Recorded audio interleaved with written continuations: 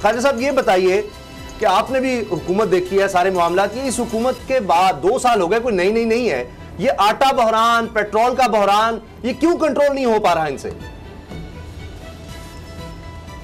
Basically ये लोग सारे के सारे इनकॉम्पिटेंट है, करप्ट तो है ही हैं लेकिन उनके साथ इनकॉम्पिटेंट भी है। बाद लोग करप्ट होते हैं, कॉम्पिटेंट होते हैं। ये सोने पे सुहागा ये है कि ये करप्ट भी हैं और साथ इनकॉम्पिटेंट है। आपने देखा होगा बड़े बड़े करप्ट लोग जो है ना, बड़ा बड़ा कारीगर होते हैं। ये उस हर काम जो इन्होंने किया है उल्टा काम किया है इन्होंने। और जो आप पिछले 2 साल में हम दूसरी क्राइसिस में चले जाते हैं, तीसरी क्राइसिस, चौथी क्राइसिस, 5, आप देखते जाएं क्राइसिस की एक लंबी लाइन जो है पिछले 2 साल में लगी हुई है। ये स्वाय इसके डिफ्लेक्ट करने के लिए या लोगों की अटेंशन जो है वो हटाने के लिए इन क्राइसिस से कभी नैब को अपोजिशन के पीछे लगा देते हैं, कभी कुछ कर देते हैं, कभी कुछ कर देते हैं। अब मैं आपको एक छोटी सी मिसाल देता हूँ कि मियाँ नवाज शरीफ साहब की बीमारी के मुतल्लिक और मियाँ शहबाज शरीफ की बीमारी के मुतल्लिक जो है जिस किस्म की ज़बान इन्होंने इस्तेमाल का, बाद चले गए इलाज करवाने या चेकअप करवाने, उसके मुतल्लिक तो कोई नहीं बोल रहा। तो ये लोग जो हैं ये बिल्कुल ये बदकिस्मती है हमारी आवाम की, हमारे मुल्क की, कि इस किस्म के हुक्मरान हमें मिल के हुए हैं, ये तबाही की तरफ ले जा रहे हैं।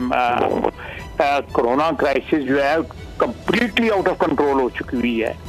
आप कराची से बोल रहे हैं और आप इस्लामाबाद में देख लें, लाहौर में देख लें, ये लाखों में नहीं, ये मिलियंस में तादाद चली गई हुई है लोगों की जो इस वबा के साथ जो है इस वक्त जंग लड़ रहे हैं, अपनी बीमारी की जो है जंग लड़ रहे हैं। खाजी साहब, एक तरफ तो ये कहते हैं हमने नोटिस लिया है, वज़ीर-ए-आज़म नोटिस लिया कि जी पेट्रोल की कीमतें कम हुई हैं तो बाकी चीजों की कीमतें कम होनी चाहिए। गंदम का वो जो स्कैंडल आया उस पर अभी तक जी वो रिपोर्ट आनी है, कार्रवाई उस पर भी करेंगे चीनी के बाद। लेकिन यहाँ तो गंदम की कीमत बढ़ रही है, चीनी की कीमत अभी तक 85 रुपए है, वो कम हुई। और पेट्रोल यह हाल है कि पेट्रोल लोगों को मिल नहीं रहा सस्ता, तो क्या लोग कहते हैं जी पुरानी कीमत पे ही दे दें। वो पेट्रोल कंपनियां कहती हैं जी तवानाई की वजारत है उसका कसूर है, वो कहते हैं जी इन्होंने जखीरा कर लिया है। देखें ये इनके वोटर, इनके कफील और इनके जो भी खैर खा या बई खा हैं जिन्होंने बड़े चाह के साथ जो है, बड़े शौक के साथ, बड़े क्या कहते हैं नाजों के साथ इनको लेके आए थे इक़्तिदार के अंदर, बताएं वो आवाम को कि भाई ये बंदा जो हमारी पेशकश है, ये जो है आप ओवरसीज पाकिस्तानियों को देख लें, यहाँ देख लें, नौजवान हमारी नस्लें इनको वोट दिए हैं जो डांस करते थे यहाँ पे धरने में, उनसे पूछें, आप मीडिया पूछे उनसे कि भाई ये क्या पेशकश है ये तुमने की हुई है। देखें आप नई पेशकश है कि जी 15 रुपए लोग 1 किलो टिड्डी मारो। ये कभी कट्टों की बात करता है, कभी मुर्गियों की बात करता है, कभी अंडों की बात करता है, कभी कश्मीरियों के साथ कहता है कि जुमे के जुमे दिन जो है आधा घंटा जो है एक टांग पे खड़े हो जाएंगे, पता नहीं क्या क्या बातें करता है। आपने कभी जिंदगी में किसी नॉर्मल आदमी को इस किस्म की गुफ्तगू करते देखा है जिस किस्म की ये गुफ्तगू करता है?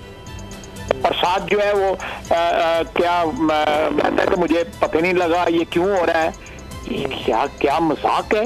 ये हुक्मरानी है या कोई सर्कस है? ये लकी रानी सर्कस है, ये लकी रानी सर्कस लगा हुआ जो ये हमारी हुकूमत जो है इस्लामाबाद में। ख्वाजा साहब पहले शेख रशीद ये कहते रहे कि ना ईद के बाद नैब ने जा रहा है, ईद के बाद नैब शहबाज शरीफ साहब वाला इंसिडेंट हो गया, उनको अरेस्ट करने के लिए उनके घर पर रेड की गई। कि मिनिस्टर्स को कैसे पता चल जाता है कि जनाब कौन अरेस्ट होने वाला है, कौन अरेस्ट नहीं होने वाला? देखिए ये खुद लिस्टें पकड़ाते हैं।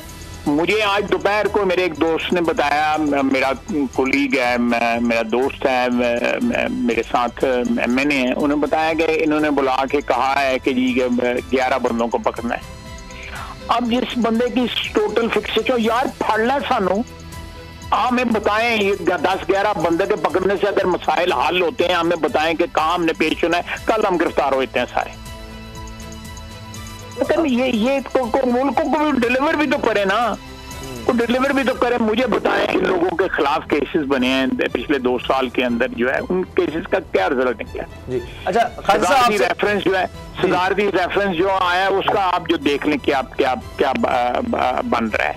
जो रिमार्क्स जो है अदलिया, चाहे वो इस्लामाबाद हाई कोर्ट है या लाहौर हाई कोर्ट है या अदालत उसमें है, जो यू नो ये बॉगल्स में, ये बिल्कुल मेरा तो मुझे समझ नहीं आती। मैंने सियासत में 30 साल गुजारे हैं, मेरी उम्र इतनी हो गई है, मैंने बड़ी हुक्मरानी इस मुल्क में देखी है, अच्छे बुरे तमाम हुक्मरान देखे हैं, लेकिन ये बंदा क्या यू नो वो पहले कहता है कि नौकरियां जब बाहर से आएंगे लोग यहाँ पे नौकरी करने जो है हजारों और लाखों की तादाद में, यहाँ 50 लाख नौकरी, 50 लाख का था, 1 करोड़ का था, 1 करोड़ मेरा 1 करोड़ नौकरियां जी, 1 करोड़ नौकरियों का कहा था, 1 करोड़ नौकरियों का कहा था, और ये इसने कब हजार बंदा निकाल दिया उसका स्टील मिल का।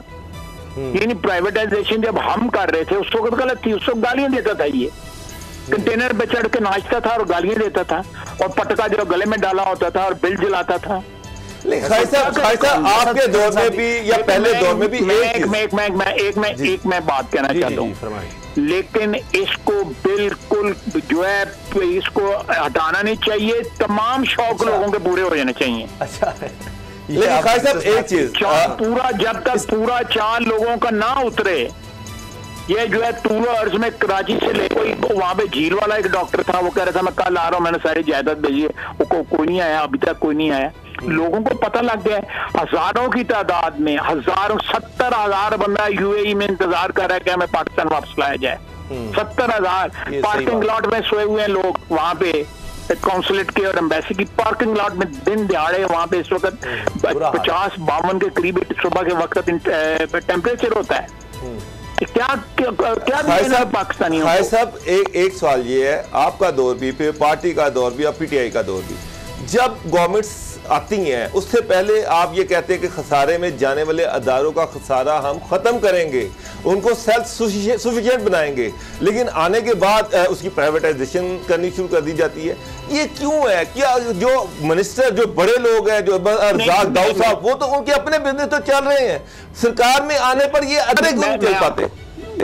मैं आपको एक बात बताऊं, ये जो है अगर गवर्नमेंट में रख के अदारे जो है चलाए जा सकते हैं ना, तो फिर जो है ये इससे बड़ी बेवकूफ़ी और इससे बड़ी जो है हमाकत ही कोई नहीं है।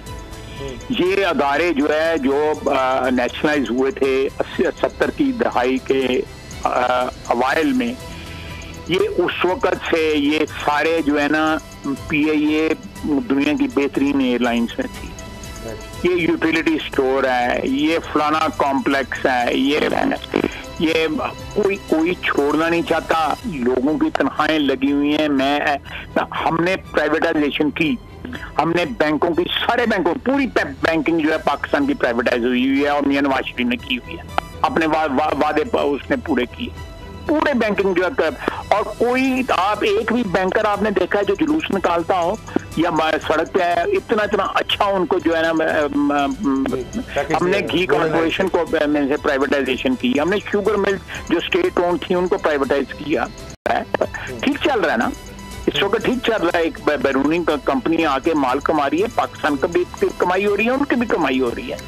अच्छा, अब ये लोग तो अपोज कर रही है उसकी प्राइवेटाइजेशन को, अब गवर्नमेंट करना चाह रही है, लेकिन पीएमएलएन उसको अपोज कर रही है। स्टील मिल नहीं, हम बिल्कुल अपोज नहीं कर रहे हैं। मेरी कल स्टेटमेंट है, मैंने टीवी के एक प्रोग्राम पे कहा है, हमने कहा जी हम बिल्कुल 100% प्राइवेटाइजेशन के हक में, अच्छी बात है, तो लेकिन मैं प्राइवेटाइजेशन का चेयरमैन रहा हूँ कमीशन का। हाउ कैन मैं तो कंसेप्चुअली इस चीज में बिलीव करता हूँ, मियां नवाज शरीफ कंसेप्चुअली इस चीज में बिलीव करता है प्राइवेट। लेकिन बात असल में ये है कि जब हम प्राइवेटाइजेशन करने जा रहे थे, पीए ये कंटेनर पे चढ़ गए, हमने स्टील मिल की तो ये पटका डाल के वहां पे पहुंच गया कि मैं प्राइवेटाइजेशन नहीं होने दूंगा, मैं इसको बिकने नहीं दूंगा, मैं हुकूमत में इसको चलाऊंगा। ये नहीं चल सकती हुकूमत में, मैं आपको कहता हूँ कि नहीं चल सकती। आप बंद कर दें, गोल्डन हैंडशेक दें उनको इतने पैसे दें कि एम्प्लॉइज जो है कोई ऐसा कारोबार कर सकें। 23 लाख से 70 लाख कह रहे हैं। अच्छा खाजा साहब, मैंने आपसे जहांगीर तरीन साहब को सवाल करना है, उन्होंने तो ट्वीट पर कहा जी मैं तो साल में 2 दफा आता हूँ चेकअप के लिए, मैं आऊंगा वापस, उस पर मैं सवाल कर। लेकिन खरल साहब का, असद खरल साहब का सवाल है। अच्छा खाजा साहब, मैं एक काबिल तहसीन आपका इकदाम है, उस पर आपको अप्रिशिएट करना चाहता हूँ। IPPs के हवाले से जब आप मिनिस्टर वाटर एंड पावर थे नून लीग के दौर में, तो आपने SCCP को, चेयरमैन को एक लेटर लिखा था कि जनाब जो IPPs की चोरियां हो रही हैं, ये जो ज़्यादा जिस तरह ये घपले कर रहे हैं, आप इनकी जो इंस्पेक्शन है वो करें। और वो आपका लेटर भी मेरे पास मौजूद है। और उसके बाद जो चेयरमैन SCCP ने आपको जवाब दिया, यानी आप चाह रहे थे कि इनकी चोरियों को पकड़ा जाए, इनको गिरफ्त किया जाए, उसने रिफ्यूज किया, डिफाइंस की। आज वो IPPs के अंदर सारी चीजें प्रूव भी हो गई हैं।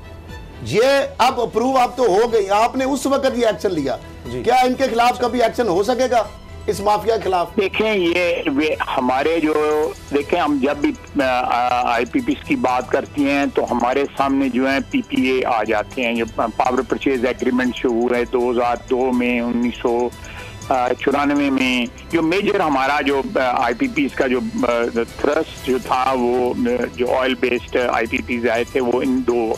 उसके बाद हमारे वक्त में जो IPPs आए हैं उनमें सोलर भी है, उसमें विंड भी है। ऑयल बेस्ड जो है हमारे वक्त में जो है ना बहुत कम लगे। ये कोल के दो हैं, एक इधर साहिवाल में, एक पोर्ट कासिम में लगा है। इसके अलावा हाइडल भी लगे हैं। ये एक कॉन्टिन्यूटी है, लेकिन रेगुलेटर जो है जब किसी को सही तरह रेगुलेट नहीं करेगा तो जो आप बात कर रहे हैं फिर वो बात होती है कि आप रेगुलेटर एक अंपायर है किसी भी इंडस्ट्री के, चाहे वो स्टेट बैंक है, चाहे वो SCCP है, या कंपटीशन कमीशन है, या नेपरा है, या मुद्रा है, ये सारे अंपायर्स हैं। जब तक अपना फर्ज अदा नहीं करेंगे, मेरा वो जो था ना जिसको आप रेफर कर, आपने जहांगीर तरीन साहब की बात की थी, उस बारे में मैं पूछना चाह रहा हूँ। वो तो कह रहे जी मैं वापस आऊंगा, मैं साल में 2 दफा चेकअप के लिए आता हूँ। यहाँ बात हो रही है कि वो तो भाग गए हैं, इसका मतलब है? देखिए, मैं बिल्कुल वापस आए। उनके खिलाफ जो है ये चीनी और अभी कोई जो है उसका, तो अगर फर्ज करें इन्होंने जिन्होंने उनका माल खाया हुआ है, या जिनके हाथों से वो खाते रहे हैं, वो अगर ये नहीं उनके खिलाफ एक्शन लेगा तो कोई ना कोई तो वक्त आ जाएगा, पकड़ा जाएगा। कोई ऐसी बात नहीं है। इस मुल्क में कई लोगों को इस किस्म का फ्री लाइसेंस मिला हुआ है कि आप जो मर्जी करते रहे और आपको कोई पकड़ दकड़ नहीं है। आपको लगता है कार्रवाई होगी, जहांगीर तरीन को पकड़ा जाएगा? देखिए, मैंने जो एक मेरी उम्र जो है वो, मैं उस हिस्से में हूँ कि मैंने मकाफत अमल जो है वो अपनी जात के लिए भी और दूसरों के लिए भी होती देखी है। अगर देखी नहीं है तो महसूस जरूर की है। इसलिए मेरा ईमान है कि कोई भी आउटस्टैंडिंग एंट्री जो है फितरत के निज़ाम में नहीं रहती है। अल्लाह ताला से बड़ा कोई इक्वलाइजर नहीं है। कोई बंदा ये सोचे कि मैंने को माल किस तरह किया है, किस पे जुल्म किया है, किस पे ज्यादती की है, और वो he'll go scot free. It doesn't happen like that. खाया साहब, अभी चंद दिन पहले लाहौर में एक तमाशा लगा। सारे लाहौर की पुलिस को शहबाज शरीफ को अरेस्ट करने पे लगा दिया गया। मुझे सिर्फ इतना बता दें कि गवर्नमेंट इस मौका पर शहबाज शरीफ साहब को गिरफ्तार करके निकालना क्या चाहती है, क्या साबित करना चाहती है? मैं तो खुद ये सवाल पूछता हूँ, और मैं PTI के जो मेरे कोलीग्स हैं नेशनल से, उनसे सवाल पूछता हूँ, वो भी, उनके पास भी कोई जवाब नहीं है। वो बंदा इस तरह अंधा हुआ है कि मैं पता नहीं, वो समझता है कि यही हल है, तरियाक है, मेरी तमाम प्रॉब्लम्स का मेरी हल हो जाएंगी। मैं तो आपको अर्ज कर रहा हूँ कि एक लिस्ट पब्लिश कर दे कि भाई ये बंदे चाहिए मुझे, और ये लोग जो है अरेस्ट हो जाएंगे तो पाकिस्तान की तमाम प्रॉब्लम्स हल हो जाएंगी। मेरे तमाम तार वादे पूरे हम पेश हो जाएंगे। मैं आपको वादा करता हूँ, मैं बाकी साथी मेरे जो है ना वो भी आएंगे और मैं भी आऊंगा इंशाल्लाह ताला। लेकिन आप पंजाब गवर्नमेंट की परफॉर्मेंस भी तो देखे ना कि 100 बंदा पुलिस वाला उनके घर के बाहर लगाया हुआ है, लेकिन उसके बावजूद वो अरेस्ट तो कर ही नहीं सके। पंजाब गवर्नमेंट की परफॉर्मेंस ये है कि जी वो 15 मई को जो रिपोर्ट दी है उनको चीफ मिनिस्टर साहब को, उसमें वो कह रहे हैं कि 6,70,000 जो है ना वो बंदे जो है इन्फेक्ट हो गए हुए हैं। उस वक्त 6% कन्वर्जन रेट था टेस्टिंग का, आज 20% कन्वर्जन रेट है। आप 4 से जरा दे ना 6,70,000 को, कितने निकलते हैं? तकरीबन 3 मिलियन बन जाता है। That is the number which you have now. मैं मेरे स्टाफ में जो मेरे साथ दिन रात मेरे पार्ट ऑफ माय फैमिली में 4 लोगों को कोरोना हुआ है। अल्लाह रहम करे, अल्लाह रहम करे। खालिद साहब, आपने भी कहा कि इनको टाइम पूरा करने देना चाहिए। ये बाबर डोगर साहब भी ये खबर ब्रेक कर चुके हैं कि इनके मिनिस्टर को ये कहा गया है कि 2023 में हमने इलेक्शन इसी बात पे लड़ना है कि एहतसाब के नारे पर, और कि जी ये पुराने दौर में जो कुछ हुआ वो उन्होंने कर गए। तो आप कह रहे हैं कि आप इसका मतलब बजट भी पास होने देंगे और कोई एजुटेशन ये पूरा टाइम नहीं करेगा। मैं आपको बता रहा हूं, खाजा साहब, जो आपने नालियों की वजह से हुकूमत खुद ही गिरेगी, सूबाई या मरकजी, उसके ऊपर इसलिए वो कह रहे हैं कि इनको टाइम पूरा करने दे ताकि पूरी तरह करेंगे। मैंने कहा इनको हमें ये जिम्मेदारी नहीं। मेरी बात सुने, अगर हम इनको गिराएंगे ये जिम्मेदारी डाल देगा, बाहर कंटेनर पे चढ़ जाएगा, फिर इसको चढ़ाने वाला कोई आ जाएगा तो कंटेनर पे तू चढ़ जा, तो ये जिम्मेदारी है। मैं तो बड़ा कमाल है, मैंने तो अंडों को भी, चूचों को भी, कट्टों को भी, टिड्डी दल को भी, सबको जो है भी सारे मौजे मैंने किए थे, तो मुझे इन्होंने हुकूमत नहीं करने दी। तो ये ज्यादा टाइम नहीं लगेगा। मैं आप करें, लेकिन let him fall on his own. ये इसको अगर ये बिल्कुल अपने बोझ से, ये वो पहलवान है जो अपने बोझ से गिरेगा ये, और ज्यादा देर नहीं लगेगी। आप लंबी बात कर रहे हैं, बहुत लंबी बात कर रहे हैं, ये भी लंबा काम नहीं है। आप साहब, पीटीआई के वज़रा खास तौर पे शेख रशीद ये तासुर देते कि पीएमएल-एन के अंदर भी रिफ्ट है, आपकी और शायद खाकान अब्बासी साहब कोई रिफ्ट नहीं है, कोई रिफ्ट नहीं है। आप शेख रशीद साहब को क्या क्रेडिबिलिटी देते हैं? कभी वो कहते हैं मैं जिसने एटम बम पर चलना था मैं भाग गया था, कभी कहते हैं कि डेटा सिर्फ नवाज शरीफ ने मेरे साथ शेयर किया हुआ था।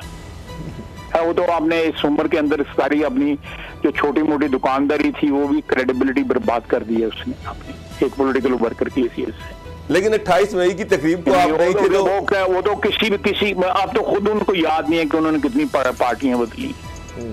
मैं नॉर्मली जो नहीं उनको उनकी डेफिनेशन देता, लेकिन मैं कहता हूँ कि मुझे कितनी पार्टियां बदली मुझे नहीं पता। मैं मेरी दूसरी नस्ल है मुस्लिम लीग के साथ, मुझे 30 साल हो गए नवाज शरीफ के साथ।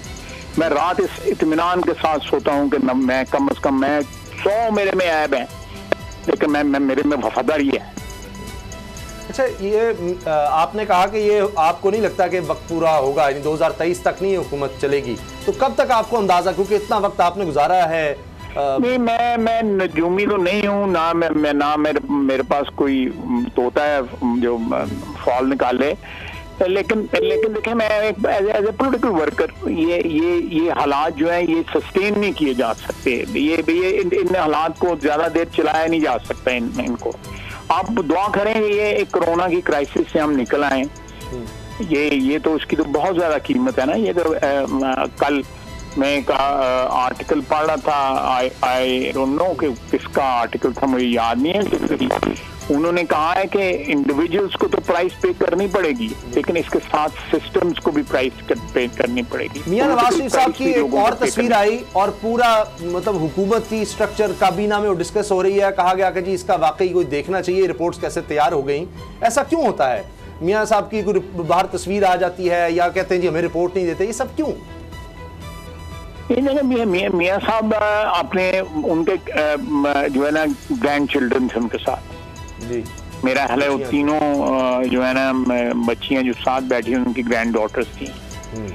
उनके घर के करीब एक कैफे है, वहां पे वो उनके साथ चले गए। एक बंदा जो है पिछले 4-5 महीने में एक फ्लैट में जो है वो जो है बिल्कुल बाहर नहीं निकलते, बिकॉज हालात इस किस्म के हैं कि उनकी जो इम्यूनिटी लेवल है वो इतना ज्यादा मजबूत नहीं है। वो नहीं चाहते कि मुझे कोई लो इम्यूनिटी में तक फाइट बैक भी ना हो सके, तो वो ये he is very careful about it. मैं इस दौरान जो है 3-4 मरतबा जो है यूके गया हूँ और मैं देखता हूँ वो नहीं बाहर जाते, लेकिन किसी वक्त अगर वो बाहर चले गए हैं और बिल्कुल सही है, उनका हक है जाने का, बिल्कुल इसमें कोई ऐसी बात नहीं है जिसको स्कैंडलाइज किया जा सके। मेरा ख्याल है कि once this crisis is over और उनके जो इंटरवेंशन होनी है शरियानों की दिल की, और जो जाती हैं शरियाने जो उसमें ब्लड सप्लाई करती हैं, वो he'll come back इंशाल्लाह ताला, जरूर आएंगे बिल्कुल। मियां साहब भी तो आए ना वापस। खालिद साहब, मरियम एक पॉपुलर पॉलिटिशियन है, क्राउड पुलर है, उनके पीछे लोग बाहर आते हैं, आजकल वो खामोश हैं। आप उनकी सियासत में, एक्टिव सियासत में वापसी कब देख रहे हैं? देखिए, मैं मरियम हमारी पार्टी का एक बहुत बड़ा असासा है, इसमें कोई शक शुबा किसी को ना है और ना होगा। बिल्कुल ये दोस्त दुश्मन सबको इस बात का एहसास है। हम वो अगर इस वक्त एक्टिव नहीं है, वो मेरा मतलब आप पब्लिक जिसको क्या कहते हैं व्यू में वो एक्टिव डेफिनेटली बहुत कम है, लेकिन डेफिनेटली हम जो पार्टी के जो हैं इस वक्त ओहदेदार हैं या पार्टी को रिप्रेजेंट करते हैं, कोई असेंबली में, कोई ऑर्गेनाइजेशन में, वो देखिए she is in touch with everybody, और वो वक्तन फक्तन आपने देखा होगा वो सोशल मीडिया पे भी नजर आती हैं। लेकिन एक उनकी अपनी मियां साहब बाहर हैं, मियां साहब की जो जिस तरह सेहत का जो इस वक्त है सिचुएशन जो है, मेरा ख्याल है कि वो अगर पॉलिटिक्स में थोड़ा सा ली हुई है तो उसमें कोई ऐसा मजायका मैं नहीं महसूस करता। आप बिल्कुल सही कहा है, क्राउड पुलर हैं, she is a very popular leader, and जिस तरह मैंने पहले कहा है कि हमारे लिए वो असासा है, मुस्तकबिल है हमारी पार्टी का, वो इसमें कोई शक शुबे की किसी को गुंजाइश नहीं होनी चाहिए। और हालात बदलते नहीं लगेगा, ज़्यादा वक्त नहीं लगेगा, हालात इंशाल्लाह ताला जो है ना बदलेंगे। और जो अल्हम्दुलिल्लाह हमारे पास जो पार्टी में नौजवान क़यादत है, हमजा एक बहादुरी के साथ 1 साल हो गया उसको जेल काटते हुए, कोई उसके खिलाफ चार्ज नहीं है, और स्वाय ये प्रेस कॉन्फ्रेंसेस से तो नहीं हम केसेस प्रूव होते। तो ये वक्त निकल जाएगा, और जो किरदार हम अदा कर रहे हैं उसमें किसी वक्त एतराज़ भी किया जाता है, हो सकता है जायज़ एतराज़ किया जाता है। हमारी एक्टिविटी जो है परहैप्स एक्सपेक्टेशंस के मुताबिक नहीं है, लेकिन हम सियासत जो है उसको समझते हैं, हमने उम्र गुजारी है सियासत में, अल्लाह का फजल है, ठीक जा रहा है मामला, ठीक ठाक जा रहे हैं। मैं फिर कहूँगा कि ये बंदा जो है जिस उस पर बैठा हुआ है उसके टहनी के ऊपर, ये खुद उसको काट रहा है। बहुत बहुत शुक्रिया ख्वाजा आसिफ साहब, सीनियर रहनुमा मुस्लिम लीग नून, साबिक वफाकी वजीर, आपने हमें वक्त दिया। इंशाल्लाह आइंदा भी आपसे बात होती रहेगी। सब्सक्राइब करें और बेल दबाएं ताकि कोई खबर रह न जाए।